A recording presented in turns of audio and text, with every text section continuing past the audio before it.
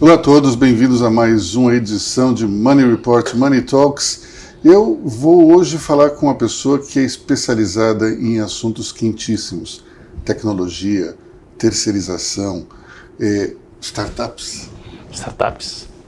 Esse aqui é o Vitório Danese, meu querido amigo, e ele é o CEO e fundador da Simpress, que é uma das empresas mais inovadoras que a gente pode observar no cenário corporativo, uma empresa que vem se reinventando. Ela saiu totalmente do aspecto analógico para o mundo digital e vem surpreendendo a cada dia que passa. Então, Vitório, muito obrigado. Como vai, Aloysio? Eu acho que a gente podia começar falando sobre a virada que vocês deram durante a pandemia. A empresa conseguiu se reinventar e entrou para um segmento totalmente novo. Conta pra gente. Bom, na verdade, a pandemia foi um acelerador do processo de mudança da companhia. Nós já tínhamos alterado o posicionamento da empresa alguns meses antes. Na verdade, no segundo semestre de 2019, nós criamos uma nova estratégia visando um ciclo de crescimento de 5 anos. Depois, só fazendo um breve histórico, a companhia fez 20 anos em 2021, então nós tínhamos 18 anos de história, uma história focada no segmento de infraestrutura de TI, na vertical de outsourcing de impressão. Por motivos óbvios, a impressão sendo atacada pela transformação, pela aceleração digital, mas foi um negócio que ao longo desses 18 anos permitiu um crescimento constante, tanto de receita como de lucro, mas a gente precisava preparar a companhia para o próximo ciclo de crescimento. Em 2019, nós mudamos o posicionamento para estender as ofertas de soluções e serviços da companhia para mais 3 verticais: o outsourcing de PCs e notebooks, o outsourcing de mobilidade e o outsourcing de impressoras térmicas e coletores de dados. Nós lançamos essas ofertas no final de 2019, quando começamos o processo de go-to-market. Veio a pandemia em março de 2020, a pandemia afeta negativamente o nosso negócio legado, mas acelera de maneira bastante expressiva a entrada no mercado da Simpress nessas novas verticais. Então, eu posso dizer que a gente estava na hora certa, no lugar certo. Agora, dentro dessas novas verticais, o que tem hoje o maior apelo no mercado? É o notebook, é a mobilidade, o que é? Na verdade, são situações distintas, né? Nós estamos vivendo um momento em que as organizações, cada vez mais, elas querem focar na sua atividade fim e deixar a atividade meio para empresas especialistas. Sabemos, né, o Brasil vive, de certa maneira, uma crise econômica desde 2014, então, de forma geral, as organizações têm enxugado estruturas e na área de tecnologia não poderia ser diferente. As áreas de infraestrutura têm sido menos favorecidas na alocação de recursos. Na verdade, os recursos de tecnologia têm sido mais direcionados às atividades fim do negócio, por motivos óbvios, é onde se gera resultado. E a infraestrutura, ela sempre tem mais entregas a fazer do que braço para executar. Então a terceirização passa a ser uma opção de riquíssima alternativa para o cliente, para que ele possa canalizar e usar os recursos que ele tem nas atividades que geram mais valor para o negócio. Eu costumo dizer que nós estamos no subsolo das empresas. Se você pensa num prédio maravilhoso de 20 andares, os andares que todo mundo enxerga são os andares com todas aquelas siglas charmosas que a turma de tecnologia adora.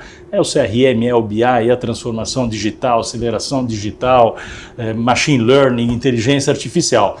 Mas tudo isso, para funcionar, precisa de uma infraestrutura que esteja funcionando perfeitamente. Então, eu costumo dizer que nós estamos no subsolo, no primeiro subsolo, e essas fundações desse prédio maravilhoso precisam estar sólidas e muito bem executadas para que os profissionais de tecnologia possam, de fato, agregar valor ao negócio. Se eu estivesse começando um negócio hoje, seria muito fácil tomar a decisão de terceirizar, porque afinal de contas eu não precisaria dispor de todo o capital para montar uma infraestrutura tecnológica. Agora, para quem já tem, como é que é o pitch de venda, como é que é o discurso? Cálculo daquilo que na nossa linguagem nós chamamos de TCO, que é o Total Cost of Ownership. Na verdade, nós demonstramos para o cliente quais são os custos diretos e indiretos envolvidos na administração de uma determinada parte da infraestrutura. Então, quando você faz a visualização para o cliente de tudo que ele gasta, versus a opção de terceirizar com uma empresa especialista, você gera o business case para que o cliente se motive a deixar de fazer o investimento de CAPEX e gerenciar na sequência a infraestrutura para contratar uma empresa especialista que possa gerar uma qualidade de serviço aos clientes internos melhor, evite de fazer com que o recurso de investimento seja canalizado para atividade meio e não atividade fim, e ao mesmo tempo ter uma empresa especializada que, pelo fato de fazer isso como atividade fim, ela tem uma série de ferramentas de gestão, de monitoramento e de níveis de serviço, que a gente chama de SLA na nossa linguagem, que acabam gerando para o cliente final uma melhor qualidade de serviço para o seu negócio com uma economia, com uma consequente economia de custo. Agora, também deve ter algum tipo de benefício do ponto de vista de elevação do nível tecnológico, né? Também. Quando uma empresa faz CAPEX, o CAPEX ele é esticado até o limite, né? Então é muito comum quando nós visitamos clientes e mapeamos as dores e mapeamos quais são de fato as necessidades mais importantes para serem atendidas, a gente percebe muitas vezes infraestruturas que têm 6, 7, 8 anos de uso. E a gente sabe que a evolução tecnológica ela é muito mais rápida do que isso, mas quando você tem que fazer CAPEX, você tem que investir, entre você investir na atividade meio e na atividade fim, na medida que você tem um cobertor limitado, você vai tomar a decisão de investimento na tua atividade fim e a atividade meio vai ficando para trás. Então, uma das vantagens fundamentais do outsourcing é garantir ao cliente o permanente processo de renovação, atualização tecnológica dessa infraestrutura. E aí tem um subproduto que tem sido muito debatido nesses últimos 2 anos, que são todos os conceitos de economia circular, né? A gente já adota isso, né? Nós somos uma empresa agora de 21 anos, em 2022, nós fazemos economia circular já há 21 anos, porque desde que nós lançamos a primeira oferta de outsourcing, que foi outsourcing de impressão há 20 anos atrás, a gente faz todo o processo de logística reversa para o cliente, o reaproveitamento desses ativos ou descarte ecologicamente correto desses ativos. Então, parte daquilo que hoje é fundamental no conceito de ESG, nós já estamos inseridos neles há mais de 20 anos. Qual é a vida útil de um equipamento desse? Olha, depende muito da vertical. Quando a gente fala de impressoras e multifuncionais, são infraestruturas que podem durar 5 a 6 anos. Quando a gente migra para a vertical de notebooks e PCs, os PCs, os desktop, eles têm ciclos de uso de 5 a 6 anos, os notebooks de 3 a 5 anos, então é comum as empresas utilizarem o topo da tecnologia para as aplicações e para os usuários de maior qualificação dentro das organizações e usar os equipamentos um pouquinho mais velhos para o pessoal de entrada dentro da organização. Quando você migra para celular, no limite 30 a 36 meses, quando você vai para coletores de dados, impressoras térmicas, você também navega em torno de 5 a 6 anos. Bom, além do mais, quando se contrata uma empresa de outsourcing, você não tem o fenômeno da pirataria, do software pirata. Você consegue encontrar isso ainda nas empresas hoje? Não, eu acho que já passamos dessa fase. Eu acho que o Brasil já há muito tempo deixou de ser um país que não respeitava patentes, software, etc. Nós podemos dizer hoje, pelo menos nos segmentos de mercado que a gente atua, que é o segmento de médias e grandes empresas, que a gente não encontra mais nenhum tipo de uso de tecnologia que não seja legalmente registrada. Isso daí já é algo que eu não encontro em lugar nenhum. E o uso da mobilidade dentro da gestão do próprio negócio tem aumentado também, né? Tem aumentado muito. Então, falando um pouco dessas novas ofertas, né, que eu não concluí aquela primeira pergunta que você fez, são situações muito interessantes do ponto de vista de tecnologia de uso para o cliente. A mobilidade, ela é fundamental para empresas que têm frotas descentralizadas e distribuídas em todo o Brasil. Nós não estamos falando do uso da tecnologia, seja do aparelho de telefonia celular ou de um tablet, exclusivamente para a parte de voz ou eventualmente WhatsApp. Nós estamos falando de equipes de centenas de pessoas, em alguns casos milhares de pessoas, envolvidas no processo de negócio do cliente. E pode ser tanto equipe comercial, pode ser uma equipe de entrega, pode ser uma equipe de field service. Essas equipes, elas operam 100% da sua jornada de trabalho através de aplicativos que passam pelo dispositivo móvel. E essas equipes estão distribuídas em todo o território nacional. Então, um equipamento desse parado, seja por extravio, por roubo, por quebra, por defeito, aquele profissional ele para de trabalhar.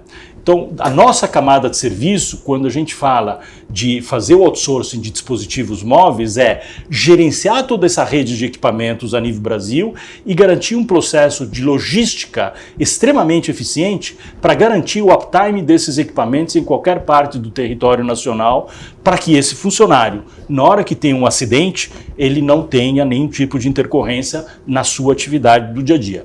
Nas grandes organizações, nessas organizações que têm milhares de aparelhos, o número de acidentes que acontecem é de 1 a 1,5% ao mês. Então, se você pega um cliente típico que tem 2 a 5 mil aparelhos, são uma quantidade de eventos, 30, 40, 50 eventos por mês, que se você não tem um especialista cuidando disso, quem vai cuidar disso? É alguém dentro da TI. Agrega valor isso para a empresa? Claro que não. Além de não agregar valor, não tem processo para suportar esse tipo de atendimento lá na ponta. Então, contratando uma empresa como a nossa, a gente cuida de todo esse processo e garante o uptime do cliente lá na ponta de forma absolutamente integral. E vocês aumentaram muito a contratação de profissionais nessa área de manutenção? Uma das grandes virtudes desse reposicionamento estratégico que tem permitido um crescimento exponencial nesses últimos 18 meses da companhia é que a gente fez um aproveitamento da infraestrutura que nós construímos ao longo de 20 anos com o outsourcing de impressão. O outsourcing de impressão, ele é um processo extremamente complexo e sofisticado para sustentar, porque ele envolve gestão financeira, que é a gestão do CAPEX, ele envolve uma logística distribuída e individualizada, porque a gente tem que entregar toner e peças para cada impressora que está instalada em qualquer ponto do território nacional, e envolve tecnologia, que a gente está inserido na rede do cliente. Então, se o produto não funciona adequadamente, não tem impressão de nota fiscal, de um manifesto de entrega, de um documento dentro de um hospital, assim sucessivamente. Então, nós montamos ao longo desses 20 anos de empresa, dos primeiros 18 anos de vida da empresa, uma infraestrutura de processos, sistemas e mão de obra de atendimento técnico para suportar essa operação. Quando a gente estende a nossa oferta e horizontaliza através dessas novas verticais de negócio, a gente aproveita integralmente toda essa infraestrutura de processos e sistemas que foi criada ao longo desses 20 anos. E com isso, com um investimento marginal na estrutura de back-office da companhia bastante contido, a gente multiplicou o mercado endereçável de maneira exponencial. E é isso que permite agora nós enxergarmos uma avenida de crescimento nos próximos anos extremamente rica para o desenvolvimento da nossa companhia. 20 anos atrás, como é que foi a ideia para se criar essa empresa? Da onde surgiu tudo isso? Porque eu sei que você teve um outro período de empreendedor também como executivo, mas essa empresa em si, como é que surgiu a ideia? A gente vivia um momento de transição, né? Tinha acabado o bug do milênio, né? A virada dos anos 90 para o início do milênio, e o setor de impressoras e de fotocopiadoras eram dois setores totalmente distintos. De um lado existiam as pequenas impressoras, se você lembra de 20 e tantos anos atrás, cada um tinha uma pequena impressora na sua mesa. E a impressora ela era mal gerida dentro da TI, ninguém cuidava disso. Cada um comprava a sua impressora, não tinha gerenciamento de custo. Antes disso tinha até a matricial, né? Tinha até a matricial. Mas a matricial era basicamente para emissão de nota fiscal, né? E aí você tinha o mundo da copiadora, que era um business offline, cuidado pela área de facilities ou administrativa das empresas, e era aquelas geladeiras grandonas que basicamente só reproduziam um documento, nada mais do que isso. Na virada do milênio, em paralelo ao bug do milênio, a indústria japonesa, que é onde se originou toda essa transformação tecnológica, lançou o que eles chamaram de copiadora digital. Copiadora digital era um hardware que reunia as características técnicas do processo de reprodução de documentos através de um mecanismo digital e não mais analógico, com a impressora, porque ela permitia a sua conexão à rede da empresa. Só que os japoneses chamaram isso de copiadora digital. Quando a gente pensou no negócio, nós falamos, bom, se a gente for oferecer esse produto como copiadora digital, o executivo de TI não vai receber agenda. Ah, copiadora é com o pessoal de facilities. Não estaria disposto a nos ouvir. Então nós pensamos e construímos um novo nome, que foi Sistemas de Impressão. Daí surgiu o nome de Simpress, Sistemas de Impressão. Porque na hora que você juntava sistema com impressão, o pessoal de TI começou, sistema, deixa eu ver o que esses caras estão falando. E aí nós vimos e mapeamos que as empresas não tinham gestão e controle nenhum de custo sobre a sua frota de impressoras, e esses novos dispositivos reuniam as características técnicas para você concentrar em ilhas de impressão todas essas pequenas impressoras distribuídas, permitindo, através de software, o gerenciamento dessa infraestrutura. E foi isso que a gente começou a falar para os clientes há 20 e tantos anos atrás. E a mídia ajudou muito, né? A mídia com discussão de cases, apresentação de cases. O fato é que o processo andou muito rápido. Em 3 a 4 anos, o mercado brasileiro se tornou uma referência internacional de outsourcing de impressão. E a gente foi referência em relação a como que esse produto era comercializado no mundo internacional. A gente quer reproduzir essa história de sucesso de 20 anos atrás no outsourcing de impressão, no outsourcing de PCs e notebooks e de mobilidade. Se a gente pensa em PCs e notebooks, pelo IDC, que é um órgão de pesquisa da indústria de tecnologia, 6% do mercado em 2021 foi aquisição de PCs no mundo corporativo através de OPEX. E 90% ainda foi CAPEX.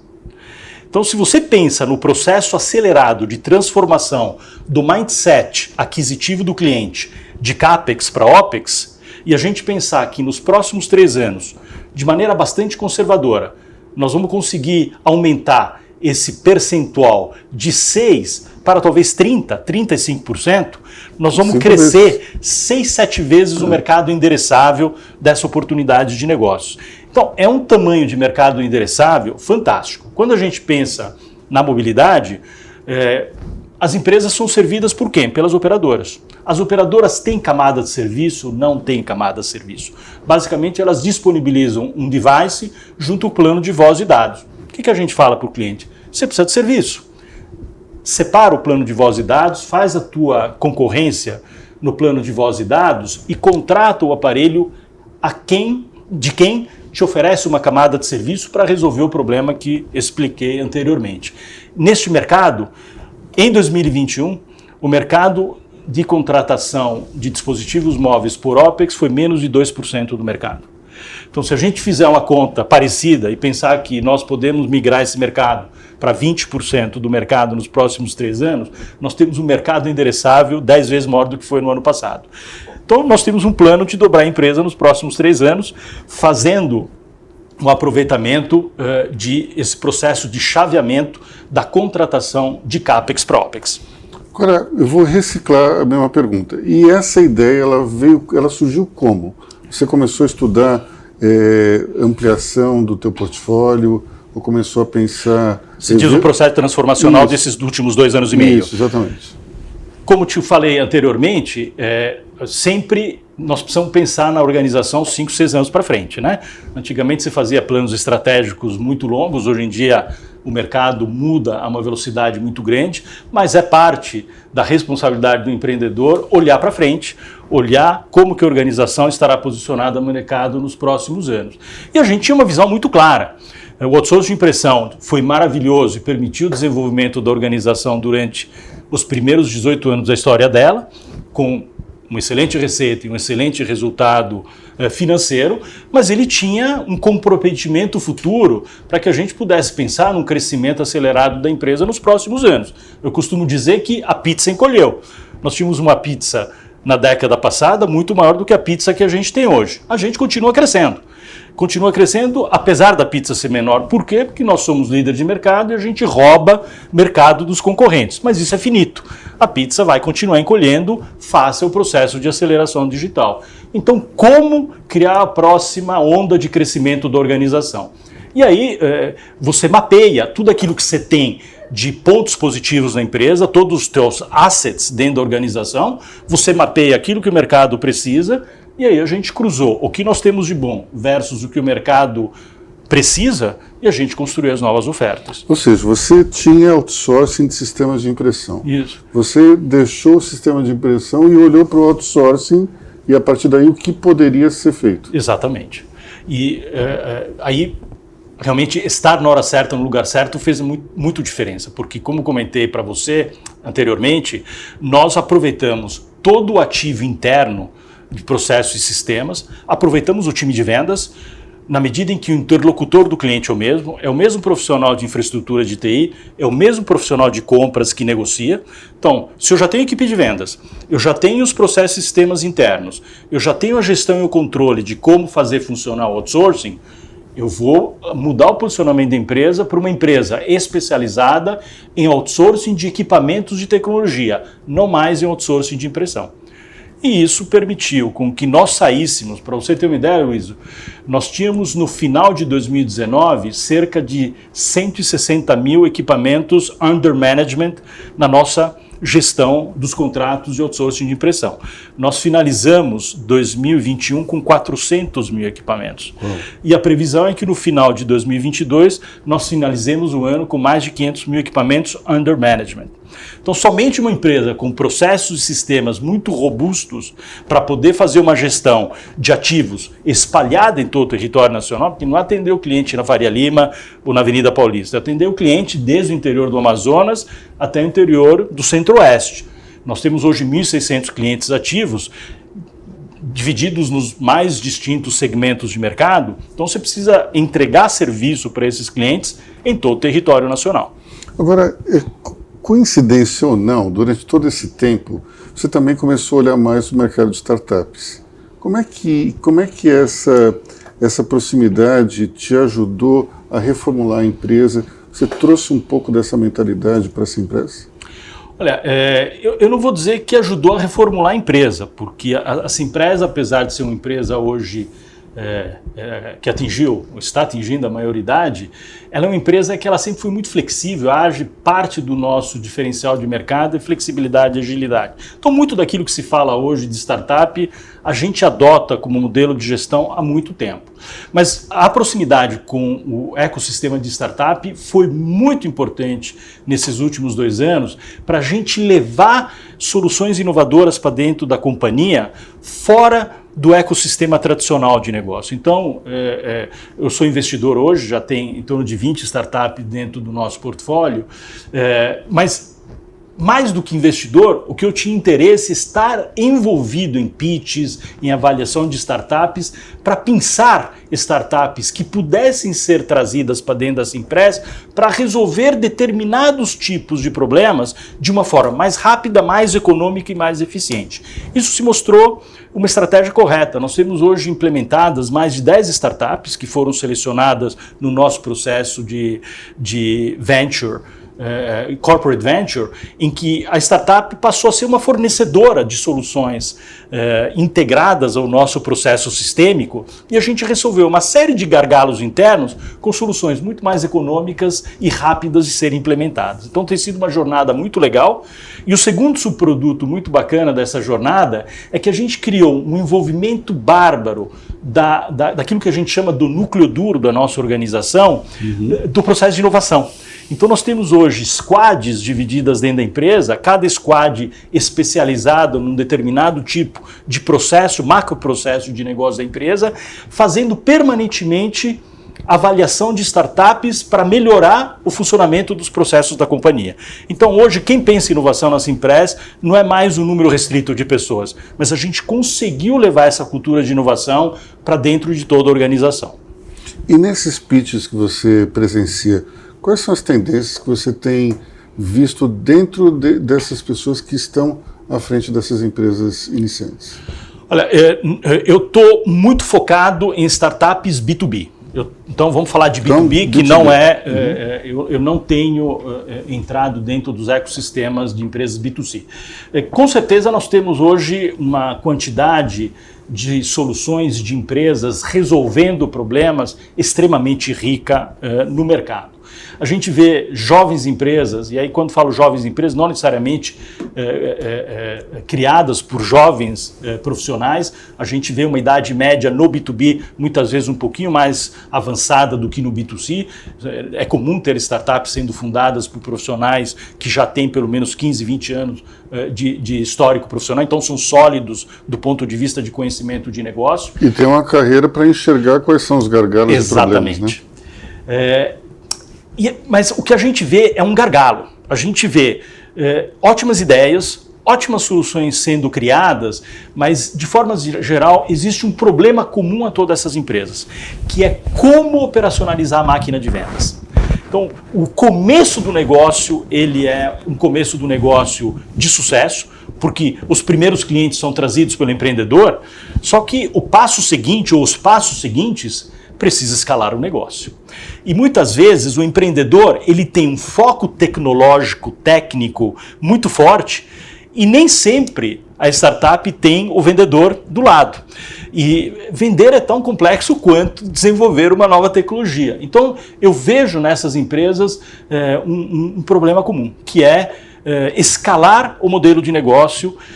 E hoje, nos pitches, a gente tem feito um trabalho muito forte, não só de avaliar tecnologicamente a solução, mas avaliar se tem dentro da organização também uma estrutura comercial ou um founder com espírito comercial para que depois ele possa escalar o negócio. É interessante porque, falando um pouquinho de startup B2C, a impressão que eu tenho é que as pessoas acham que a rede vai resolver todo o problema, e nem sempre é assim, né? No mundo B2C, existe uma característica diferente do mundo B2B.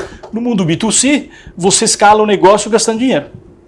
Então, o que aconteceu nessa fase de bonança e de abundância de dinheiro, que, no meu ponto de vista, já começou a mudar de mindset com esse aumento de juros, e a gente pode ter uma mudança de mercado em breve a ser observada. Mas, de forma geral, se a gente olha um pouco o histórico dos últimos anos, os negócios B2C, eles escalaram através de queima de caixa, né? Grandes investimentos em captura de novos clientes, né? O tal custo de aquisição do cliente, mas, obviamente, B2C, você captura cliente através de gasto com divulgação, com publicidade, com ações de marketing nas mídias sociais, todas elas amparadas em caixa. Ou compra de concorrente, que também Ou compra de concorrente. Agora, quando você vai para o B2B, é bater na porta do cliente, né?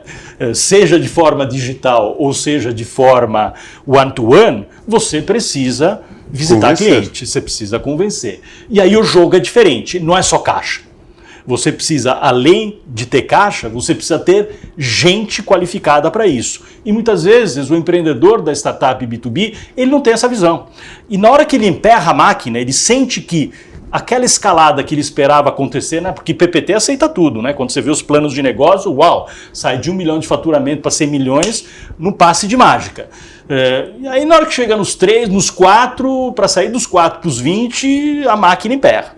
E quando você vai olhar o problema está onde? Na falta de estruturação da máquina de vendas. E curiosamente você tem dentro da tua casa um jeito de vender que não é aquela venda sanguínea. Ela tem que ser uma venda de convencimento e de explicação. Isso eu vejo que é muito raro no mercado. É raro. Montar uma máquina de vendas que realmente esteja presente no cliente, entenda a dor do cliente, mapeie os problemas do cliente, desenhe uma solução adequada.